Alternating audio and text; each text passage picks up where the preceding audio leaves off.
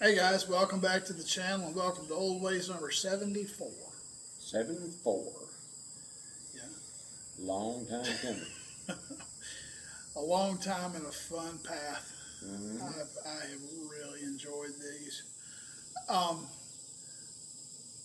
was watching the weather this morning and we have believe it or not, all of our hurricanes come off the east coast of Africa. And they come up through the Caribbean and across the Dominican Republic and Haiti and Cuba and into the Gulf and then to us. There's three of them between here and the coast of Africa, and a fourth one getting ready to come off the coast of Africa.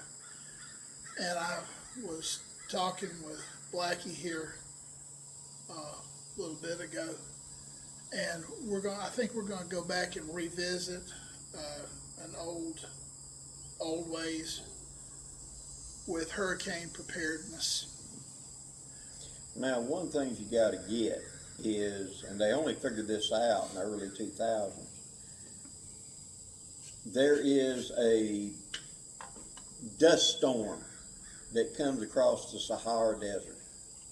And it's just strong winds and it stirs up the dust. Yep. And I'm sure there's an African name for this type of storm. When it goes off the coast over the ocean, it's the same pile of dust rolling around in the atmosphere. As it comes across the Atlantic, it picks up water and becomes a tropical depression and then a hurricane. So technically it's the same storm, it's just adding, okay? And so then it gets to us. They were early 2000s, they were doing sediments here in Alabama, and they found Sahara sand. And they figured out that was a marker for a hurricane. I remember that. When it rains, it falls out here, and so, but it was the dust from the Sahara was ending up in layers and wherever the hurricane went. And you could kind of date what had been a hurricane versus just heavy rain by that dust. And so it was a change or something like that. So you can look at the weather.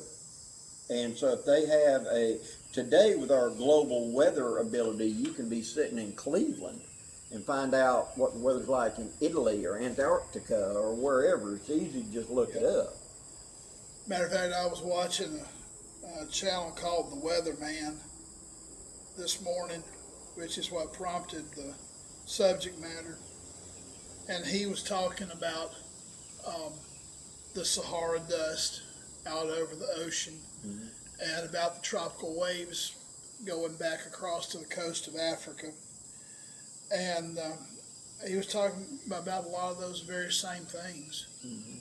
You can actually find dust that will chemically identify from being in North Africa, mm-hmm. Libya, Egypt, Morocco, that area of the continent, in Cleveland or Chicago or here in South Alabama. There was a time just a couple of years ago, in fact, when we had haze, a really thick haze, and temperature inversion. And when the weathermen got to looking at it, they realized that it was Sahara dust. They were just running a little higher than usual. Yeah. And it was above the layer that formed water and storms. It was in the dry layer, so to speak, up there so many thousands of feet. And it was haze and dust. And here it is finally settling on us down here. And it was like you talked about, it was like you had not really an eclipse, but everything was kind of like cloudy. You know, it was very hazy, and you could actually run your fingers across your car hood and pick up the dust. Yeah. It was in that layer just below the jet stream and just above the surface, that current of air. Mm-hmm. and it got messy. I mean, it really did. Now, as far as getting ready for a hurricane, which we could have some big ones this year, all the indicators are there, and it normally, to us, it seems to go in about every 5 or 6 year cycle that we'll have a heavy hurricane year. So this is the year. We've also got one. It's a very disorganized area right off the coast. They're talking about it right now. It's probably below Gulfport and Biloxi, moving toward New Orleans and and Houston. Yeah, right. The weather pattern down here has changed a little bit. We're the river of moisture coming off the Gulf, this part of Alabama. In the last 2 years, it's shifted west. It's in Texas now, and so that big pulse of moisture is coming off the Gulf, going through Texas, flooding Texas, hooking up into Oklahoma, and then going up around through the Ohio Valley and et cetera like that. So we've kind of been spared a lot of the heavy storms and stuff like that we're used to. Yeah. That's not to say we hadn't got our share of heavy storms. Oh, yeah. We have. Well, a couple of weeks ago, I posted a thing on Facebook showing I got 4 inches of rain in 45 minutes. Yes.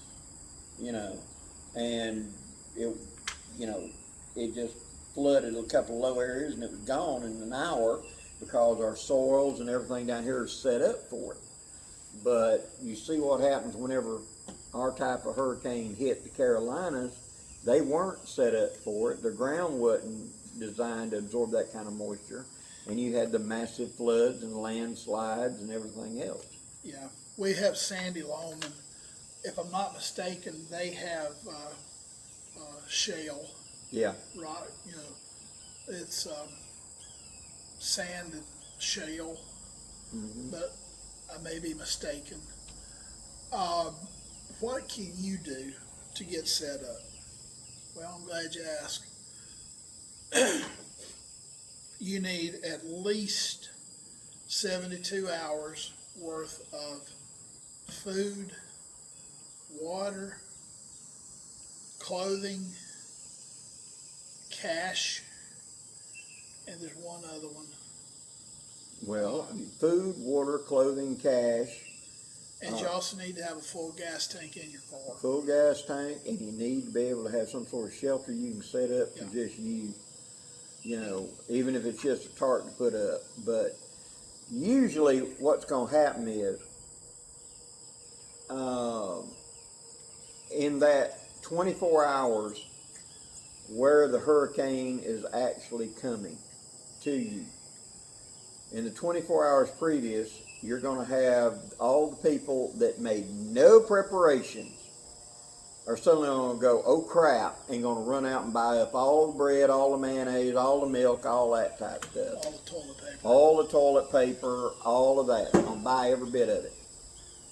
With the mindset that if it doesn't hit, we're going to bring it all back the day after. Right. But in that 24 hours. So you want to be kind of weather-wise and see what the path of this is. If you are in the bullseye and you are about 72 hours out, that's the time to go refill your water kegs with fresh water, make sure everything is ready to go and set up. Now, as far as how long, most hurricanes, really, really bad, a Katrina-like hurricane, whatever, is going to be 0 to 7 days. You're going to have to be independent, because usually 7 days after the event, they got resources into you. They got food trucks, they got, medical supplies, they got stuff like that. They use bulldozers to clear the roads. You can get a vehicle in and out, usually in a week. So if you're... A week's a pretty good guesstimation, but you need to be prepared to be self-sufficient for at least 3 to 5 days. At least 72. Yeah, at least 3 to 5. If you're someplace kind of on a dead-end county road or something that if a bunch of trees go down, you're not a high priority to get to, a week would be better. Yeah, especially if you're the last house on the road and the only house on the road. Yeah. You are not a high priority target. they're going to clean the major roads out first to be able to get the responders in. They're going to have to work their way out to you. And so clearing that spider web of road, you'd be on a low priority. Yeah. Now, if you're in the middle of a housing group with a bunch of houses, you're a higher priority. But so if you're out there all alone on the end of that road by yourself, I would say set up for a week, because it's going to take them that long to finally get around to you. Yeah. You got to have the food, you got to have the supplies, any medical that you require. Yes. So you need at least a 30-day supply of your medications. Everything the food and stuff like he's talking about, you need to be able to put in the vehicle and transport. That is, if you can get out. If your game plan is to shelter in place, okay, you've got to have all of that stuff supplied. Maybe you're in a slight depression. My house is in a slight depression. It's in a slight bowl, and most of, knock on wood, the storms will, like this is my house, will come and pass over, and not ram into my house head on. He's the same way. Mm-hmm. His house is at the base of a hill. And the hill behind me is situated that 90% of the hurricanes come from that direction. South. And so therefore it's going to like ski jump the bulk of it over the top of my house. That doesn't mean you're not going to get punched in the nose. Don't mean they can't tear off a pine tree and use it like a lawn dart. Absolutely. And that brings up another thing I'd bring up. Have a repair system in place. A couple of those great big FEMA tarps are not a bad investment ahead of time. Now, right now, you could go to like Harbor Freight, and when I say a big FEMA tarp, I'm talking about one of them like 20 by 40, 20 by 60 tarps, where you've had severe roof damage and you can at least cover up a section for you and your family to stay in. But Blackout can't get up on the roof. Take those rolls of nylon cord like you get at Walmart, tie, throw the whole roll over the house. And pull it over. And take the two lines and pull it like pulling a flag up over, like pulling a bed sheet up over a bed. You can do that. I'm not going to say it won't be frustrating, but you can do that. And get it up there, at least give you a little bit of shelter. And chances are you have a smaller person in your family or a neighbor who can, mm-hmm. and they can help it stay off of sharp objects. Mm-hmm. There may be somebody in the comments that goes, "Oh no, you can't do that to a child or a small person." Well, yeah, if it comes down to life or death, yes, you can do that. Yeah. I mean, just reality, okay? Would I want to throw my child or my grandchild into harm's way deliberately? No. Nope. But if them going up on a roof with a gentle slope, with a safety rope thrown all the way over the roof, there are precautions that you can take to make them safe. And as long as they stay away from jagged edges and just keep the tarp clear, you can absolutely do it. We had a hurricane whenever I was 9 years old, mm-hmm. and it was a steep tin roof. And what my uncle did was tie the rope around my waist. And threw you over. Threw the line over, had me climb up the ladder, and then with my other uncle on the other end of the safety line, keeping slack so I couldn't fall off the roof, I had to get up there and nail a piece down. He showed me how to do it, and we nailed this piece down to buy time until I could get actual repairs done, Yeah, and I don't know if anybody's picking up on what I'm saying, but you have got to have enough clothing, enough water, enough food, enough cash to operate on for everybody in your family group. Okay, this is not going to be a quick trip to the store, plug in, you're done. And I have seen so many times in hurricanes and other things down here, you will have that individual that has a pay app on a phone. Yeah. A lot of good that's going to That's do. totally useless because the phones are off. When the tower's down, that's going to do you a lot of good.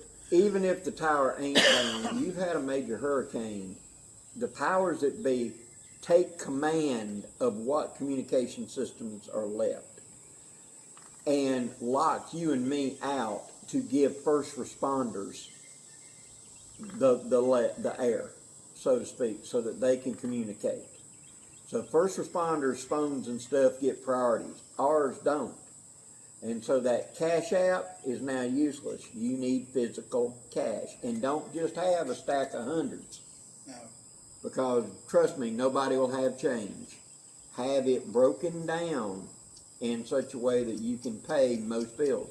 And here's another little tech trip. When you walk in there and you figure that what you got to buy is going to be $20, tote like $25. Do not come in with a wad of money that wide.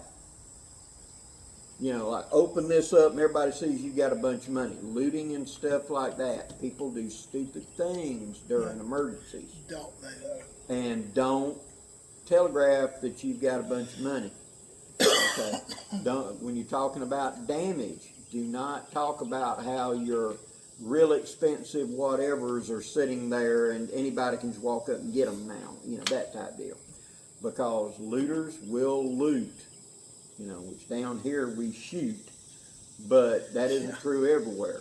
But you will see those signs out pretty good bit that says "You loot, we shoot." You loot, we shoot. That is just a thing in the South. Everybody knows their neighbor will get upset if you try to take advantage of their misfortune. So now there are people out there who will take advantage of the relief agencies. yes. You know, they will come in and they'll walk out with 6, 8, 9 plates and only have like 3 people to feed. Yeah. And they're doing that could keep you from having a meal. So be prepared for you. Be prepared. Be prepared for you. Have that. Have some money.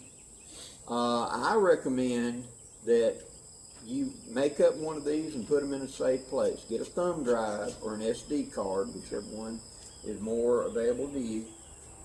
Put copies of your driver's license, all your medical stuff, your prescriptions, your insurance, your mortgage stuff, anything, because in such a disaster, your house could burn. You know, an effect of the storm might be that your house catches on fire. You know, we always think about the roof being torn off and wind and rain damage, but it's also not uncommon for there to be a fire. And so you might have to flee your home during the middle of a storm because it's on fire, because the fire trucks can't get to you. But having that kind of information were something that you could get someplace and be able to plug it in and get copies again of those important documents. So that you could say, yes, I do have insurance, and no, I don't have an insurance card on me, but here, you know, let's bring up a computer and I'll show you, and have that information. Your auto insurance and stuff like that, have that in something, because you can put that in a pocket and carry it with you. Yeah, your auto insurance, your health insurance, all of that stuff. Driver's licenses, social security cards, pictures of your social security card.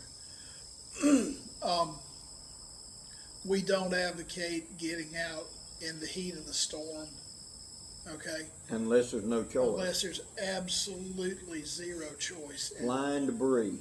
Yeah, you're going to be on your own. Now, building off of something that Blackie just said, could your house catch on fire in a hurricane? Yes.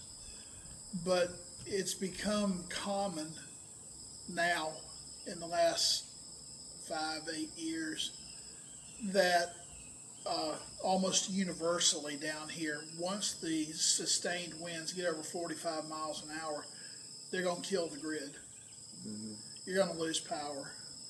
So be prepared. Yeah, have your batteries, have your lights, have everything charged. Yes.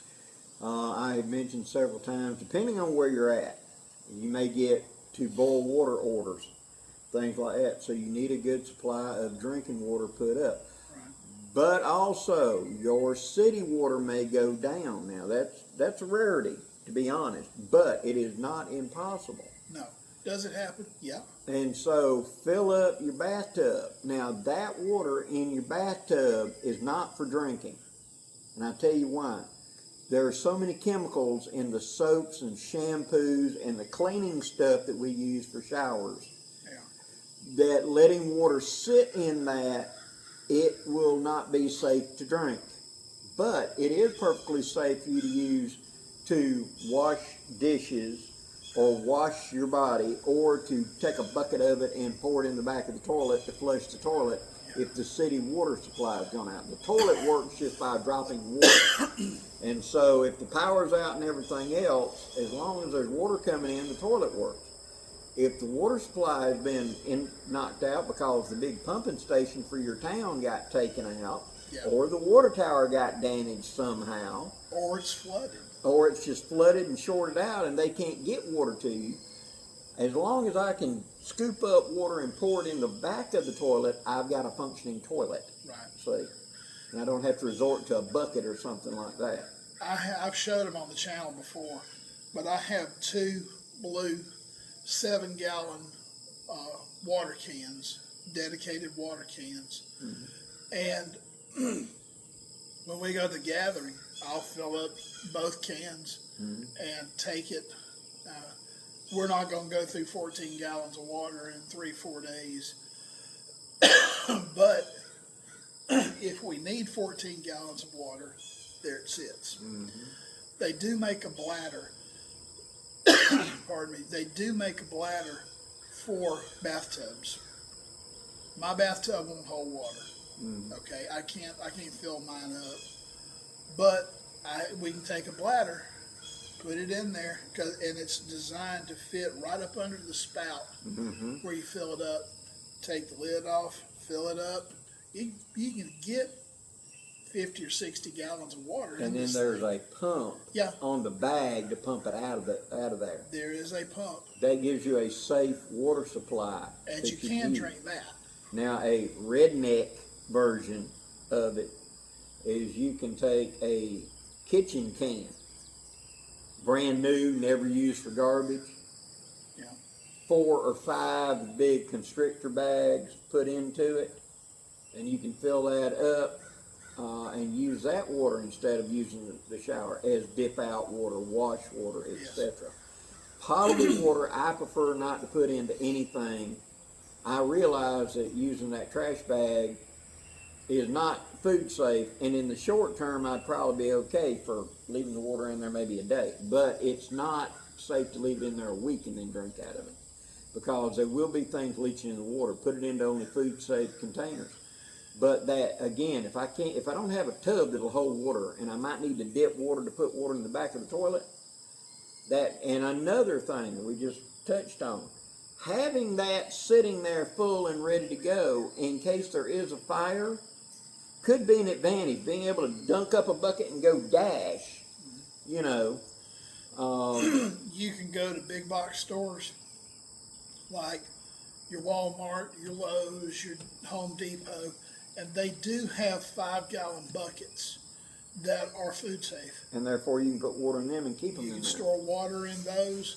You know, if you're 2 or 3 days out of a landfall and you're in the Target, go ahead and start filling your stuff up. Yeah.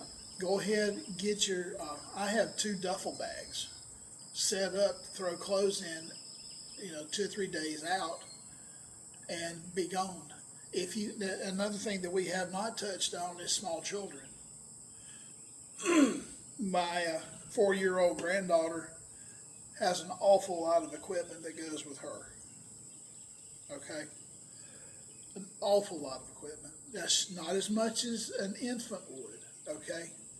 But she had some special issues when she was an infant in that she was preemie.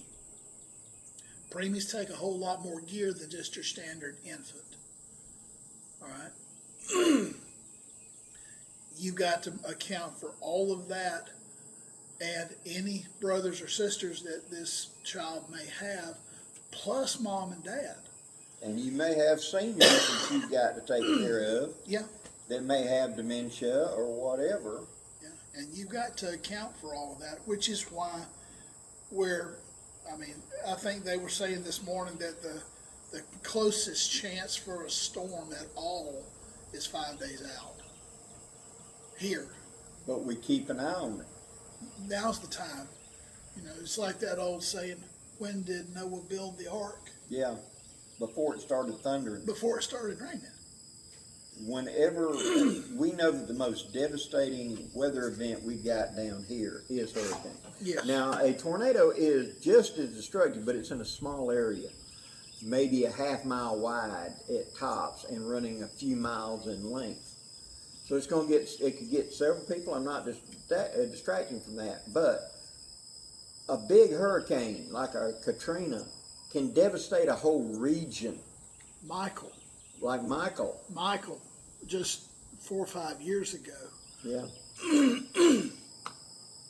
There are going to be scars around northwest Florida and South Georgia for decades. Yeah. All the trees going south of Dothan, Alabama are leaning toward the Gulf because that was the back where it'd come around. It was going, counterclockwise. What was it they said that in Georgia, in South Georgia alone, they lost like 9 million board feet? Yeah, 9+ million. Just huge quantities. Because you've got a mature tree about ready to harvest, Yeah. and now it's leaning at a 45-degree angle, and they can't cut it. Well, not only that, but the winds being like this had woven them into a mat. Yeah. You can't get in there to them. So you just got to let them rot. You got to let them go. Now we're talking, it takes 20 to 30 years to grow off a pine tree. And you've got 20 or 30 years in this tree plantation, tree farm, and here comes Michael. Well, you can't get in there and cut the trees out because there's too many. How about your pets? Yeah. Have you got a carrier where you can put your cat or your whatever? And if you got a cat, you got to have a carrier. Forget it. I don't care how lovey fluffy he is. When there's the storm and the noise and everything else, they get upset. And putting them inside of a car with you, they're gonna get spastic. Yeah. So having a cat carrier or something you can put it into.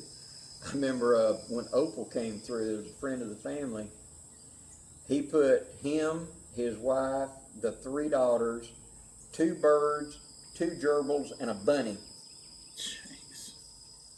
into their van to get them out of there because they had a big, massive tree come down on the house and just saw through the house. When it hit, and then the wind would pick it up and drop it again, and it's doing like that. And it just broke the house, and they couldn't stay in it, so they had to abandon the house at the height of the hurricane and flee about 15 miles to another family member's home. But they had to load up everything. And I had told him ahead of time, I said, make sure you got pet carriers for all of them because they don't get along. And if you put 2 little gerbils in the thing, they're going to attack each other. And not only is it going to be bad, the house got damaged and the family is upset. Now little Susie gets to watch her favorite little buddy in the world be ripped apart, by the cat. So you got to keep everybody separate. And he had laughed about it, but the wife had insisted, and they had got pet carriers for each one of the individuals. And so he said, when I was pulling the gerbil out to put into this little carrier, because the daughter was going, we're not leaving him, he said, yeah, I was thinking, I'm glad I'm not having her try to hold it, and it's going to bite her, and it's going to be loose, and just a big pain in the butt. The point is, think about worst case scenario. Do you have to abandon your home because of fire? Do you have to abandon your home due to flooding, wind damage, etc.? If you don't have one, it'd be a good idea to have a tent that if the house itself gets damaged, where you could not occupy it, when the storm is over, you can at least set up a tent in the yard, so to speak, and still be on your property. Yeah, we love to tell the story about the guy during Katrina who was You know, all the other people were completely out of their element. They had no idea how to survive. They'd never been taught how to survive. And news choppers are flying over, filming all the destruction. And you've got people on roofs waving blankets, and you've got white paint on roofs saying help, 5 trapped, 10 trapped. And they fly over this house where this guy, this farmer, out on the edge of the delta, I guess it was, had built an embankment, built a levee around his immediate property, his domicile is what they call it, and had set up his tent in the front yard in his camp set because he was a reenactor. And he was sitting there in his chair and had a fire going, and he had a fire going. He had all of his kit around him. He had his food, his shelf-stable, period-correct food. You know, he was. I think he might have been able to use the house. I don't know, but you know, his house was surrounded by water. I don't know how deep the water was, but it wasn't over his levee. Yeah, and he was able to. He was waving them like hi. Yeah. You know, he didn't seem to be in any distress. He was okay. Yeah. If you make preparations and you think about it, but like I said, always think about what is the worst case, and go with that. If we have to leave here and have to evacuate way away from here, because look at the people in the Carolinas where the whole town got washed out. There ain't a town there now. You know, you got to go somewhere else. Right. What if, look what happened up in Ohio. What if you've got a chemical explosion on a train or something, and it's contaminated everywhere around your house? You just got to get out. You can't stay here. You know, you got to load up and go in a matter of just a few minutes. Having this type of stuff ready to grab and go can be a real game changer. Having the money, having the financial stuff, having your insurance cards and everything on something that you can go to Kinko's or something and print out, because you don't have the time to go get it. Maybe I don't have that insurance information or whatever, but I'm going to be basically on the run here trying to find a place to get to family or whatever. If you don't have any skill set, okay, don't plan to bunker in place. And I'm, you know, like we're roughly 90 miles inland, but we both have seen winds in excess of 180 miles an hour here. We've seen no power for a week or more. Oh yeah. I tell the story often about OldWayz and being without power 14 days and living out of our fireplace. Yeah. You know, cooking out of the fireplace. I remember when Eloise hit and it was just over. The eye went right over us. That's the first time I ever got to see the eye of the storm. Yes, it did. And I mean, bright sunlight in the middle of it and calm air. Calm. Birds came out and started singing. Yeah, and then here comes the other half of the wall, and you went through it again. But when it was over, the next street over from us, because we were in downtown Enterprise, had a gas station, and they had kerosene out back, and we had kerosene lamps. And so my grandmother dug out and found the big old kerosene bottle and gave me $1. And I walked the block over there to it. Yeah. And power's out, of course, and he's using a mechanical pump to pump gas out of their tanks into people's tanks. And I said, "You still got kerosene?" He said, "Yeah." So I went back there and I ran the little hand pump and filled that thing up, and it was like $1 a gallon, you know, back then. And he said, "What you needing kerosene for?" I said, "We got lamps." He said, "You're lucky. Most people don't have lamps anymore." Right. But we had about a dozen oil lamps at the house because it had been a Depression era house, and my grandmother didn't ever throw nothing away. So we had light. That's like us at my house. We come from, our grandparents were true Victorians, and our parents came up during the Depression. Mm-hmm. You know, our aunts and our uncles, they fought World War II. And I say that to say this, they, having come through the Depression, they knew how to survive. They knew how to They knew survive how- outside. They knew how to pinch that penny and stretch it as far as they could. Mm-hmm. Now, I have to admit I'm guilty that my grandchildren and my children don't really know a lot of what I do, just because I really should have done a better job of teaching them the day to day. But I think that some of it did rub off just through osmosis. You've got to, if you have access, your local regulations may not allow it, but if you have access to kerosene lamps, get you some kerosene lamps. If not, then load up on solar flashlights. Load up on solar lanterns. Solar chargers are available now and can be relatively small. You can charge lanterns, you can charge phones, you can charge whatever. And what most people, the minute you say that, oh good, I can charge my phone. If the towers are down, the phone is useless. Yeah, it might as well be a 2-pound paperweight. But I see that. We had that when Michael didn't affect us, we just got a little bit of rain out of it. Yeah. But I had a good friend of mine that his son had 4 4 charger banks. And he said, why you need so many? He said, so I can play my game while we're sitting here. That was his whole focus. Did he have any food, water? No. But he can plug it into his phone. He can play his game. By jingo, he can play his games. Okay. Well, at least he did prepare for some consistency. Yeah. Dad, your job is to provide food and clothing. His job is to provide his own amusement. Well, what if Dad is laying in the bed during the storm, riding the storm out, and a pine tree decides to land in his lap? Yep. Kid don't know nothing. Kid doesn't know squat. The kid's another casualty. Welcome to the human race. And, I put a lot of that fault on Dad, because Dad should have. It's like me. I should have. My children should be better prepared. Can they do it? Yeah.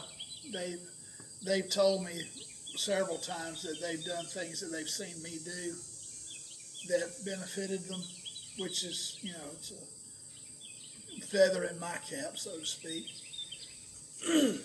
Yeah, but at the same time, my granddaddy could tell you only almost on a daily basis of what crop you should be preparing now, what you should be doing right now in the field, what this, what that, what that. I didn't get that. I got the hunting and the camping and the fishing side of it down pretty good. Yeah. But my extent in garden is enough I can run a little bitty garden, but that's about it. And now I can pick out enough wild plants to keep me alive, but that's about it. But now, I didn't learn how to hook up a team of mules. He did. You can only pass on so much. Some things will be relevant. But now, at the same time, we don't have the skills that our smaller siblings and grandkids and stuff like that do. I have to hire somebody to come in and work on my computer, because Blackie's good at building a fire, but man, and this kid goes, oh yeah, because I'm the square brick in the thing. Now, he can't build a fire, but I can't format a hard drive either. So we just got to recognize skills and etc. and try to provide the best we can for the situation. So for hurricane prep, I'm betting fire building will be more important than formatting a hard drive. But I could be wrong. I have been totally surprised when we've had recently hurricanes, how much stuff stayed up that would have gone down in our past, like power and everything else, because it's better controlled and regulated than that. That's like, he was just saying, the power. It's almost universal now, like I said earlier, that if you get a 45-mile sustained wind, they're going to kill the power. Well, what that does is, as the lines come down, the transformers don't explode. And then bring it back up quicker. Yeah, it's just a matter of reattaching the line. instead of we'll cut the tree off and reattaching the line instead of having to bring in a new transformer, put in the new transformer, take the old one away, run the line in. I mean, it cuts the headache down a lot. Mm-hmm. And you know, there's might not be that much damage. It may be just as simple as being sure that all the lines are connected and flipping the switch. Mm-hmm.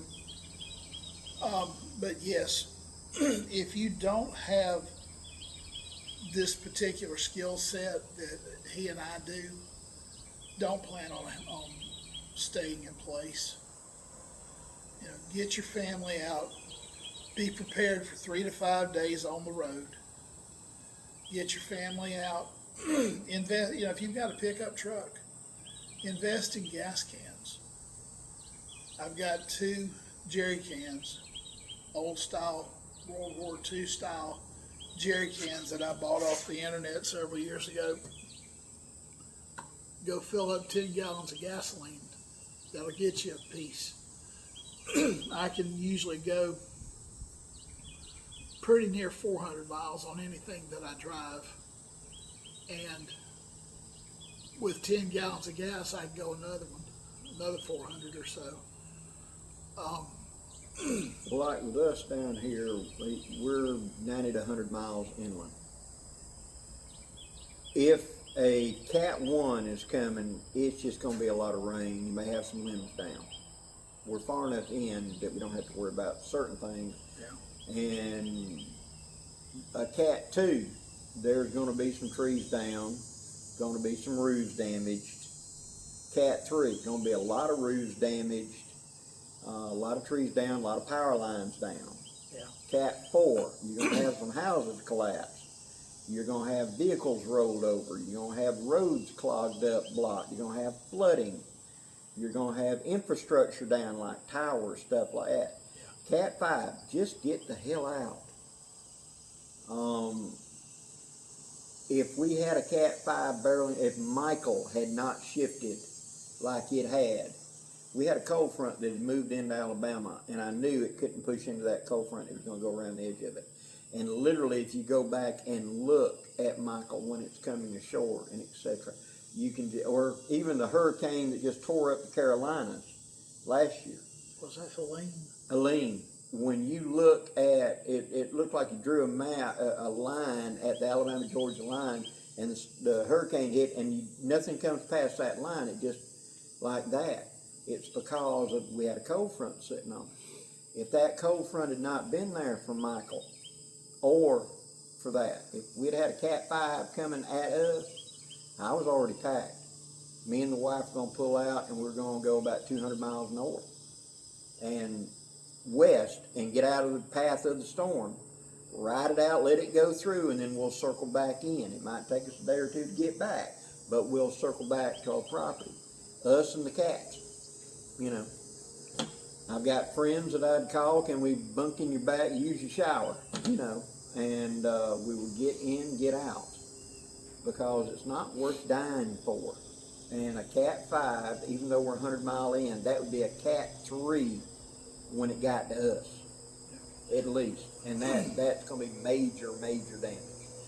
Yeah, Eloise and Opal were both Cat 4s. Both of those names have been retired from the list. But with Eloise, we had winds north of 130 miles an hour at the airport in Enterprise. Yep. And with Opal, we had winds north of 120 at the airport in Enterprise. I rode it out in a house that had been built in 1900 and had a tin roof on it. And we had to there was one window, the window frame was not very strong, and it was on the windward side. And we would have to take turns taking a folded up towel on the middle of that, because it was individual panes, not one big sheet of glass. The window would start bowing in, and we were afraid the window was going to blow in. So we eventually figured out a way to rig up a prop against it with a chair and a 2x4 and a towel to hold against it, because of the sheer wind force. We were afraid the window was just going to give out and pop inward. So It was noisy. I mean, It was. I can still hear that roar. You couldn't hear, me to you apart, and you could yell as loud as you could, and couldn't hear each other. That was me and my mom and my grandmother rode that one out. Yeah. One more thing. When, after all the dust is settled and you're still in the area, don't be too hard on your first responders. Don't be too hard on your power guys, because they're victims too. Yep. They are just as big a victim of this incident as you are. And they will, when they go home, their day doesn't end. They're not in a hotel 50 miles away driving back and forth on a truck. They live next door to you or 2 blocks over from you. And when their day is done, their day's just starting because they're cleaning up their property. Mm-hmm. Eventually, those guys will get relieved by folks coming in from other agencies. But in the meantime, straight out of the gate, don't be too hard on your first responders, because they're just as big a victim as you. Yep. And there's priorities. You know, you got to get the infrastructure back going in the city, hospitals, medical, Yeah. fire, law enforcement, communications. Those are the priorities.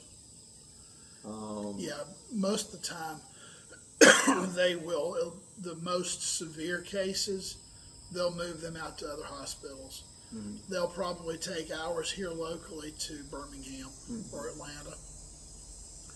The not so urgent cases, they'll probably let them go. But the folks who have to remain in the hospital, fortunately, all hospitals have multiple backup generators, so they'll be taken care of. There will be staff that stays with them. They will be cared for. Now, there were cases in Katrina where patients were abandoned. There's no excuse. Those people were hopefully tried, prosecuted, and sentenced to very lengthy prison terms. Well, the 3 that I'm aware of were comatose patients that are on life support. And there was no power, there was no fuel. The generator is running out of fuel. They had begged, and the powers that be would not provide them any more fuel, nor could these be unhooked and put into a helicopter and flown out. And so the lady that I'm aware of, that she injected them, OD'd them, and just let them go. That was mercy, because it was either that or they were going to starve to death. Yeah. You know, they were not conscious. They were not people sitting there going, you know, they were on life support. They had been in life support for quite a while, and there was just nothing that could be done. There was no way to get them out. There was no way to get anything to them. Yeah. And they had begged, and the powers that be would not give them diesel fuel to refuel the damn generators. And if it's me laying there and you're giving me a choice of dying horribly all alone or give me a shot, give me a shot. Yeah. That's just me. But anyway, guys, you need food, shelter, you need cash, probably $1,000 if you can scrape it up, whatever you can scrape up. Mm-hmm. You need clothing, you need to provide for your children. Medical, pets, all that kind of stuff. And have an idea where to go. Yes. Yeah, don't just go running blindly off into the night. Oh, and this is going to be a wake-up to many people. The hotels are full. They're full with the people that came off the beach. Yeah. They're here. Whenever we had, like Michael, from here to Birmingham, which is 3 hours north, there were no available beds. Yeah, you couldn't find a hotel room. It's completely full. Hotel, motel, B&B, all that. Red Cross shelters. State parks are full. I mean, just so be thinking about that. Get out a map. And if you're in a hurricane-prone area, or flip the script on this, a blizzard or something like that. Whatever your major thing that you're going to need where you're at, what is the usual path of these storms? Where can I go? Who do I know there that I could call up and say, look, could I, just park in your backyard? That type deal. And go ahead and work this out now, because believe me, you're going to be under a lot of stress when this happens. That's not the time to be looking at your wife going, what's Tom's number? Remember Tom, I told you to remember that number. She's going to go, I don't remember. And now you don't even remember the address of Tom or how to get to Tom, even though you had talked to Tom 6 months ago and he said, yeah, if y'all have that blizzard or hurricane, you can come to us. So you go ahead and have all this information put it in tubs, have it ready to go. Don't put your money in there because, but at the same time, have your stuff ready to go. Update this, food, medical every so often, and keep it ready to go, especially during blizzard season or hurricane season. Just be ready to move. Anything else, brother?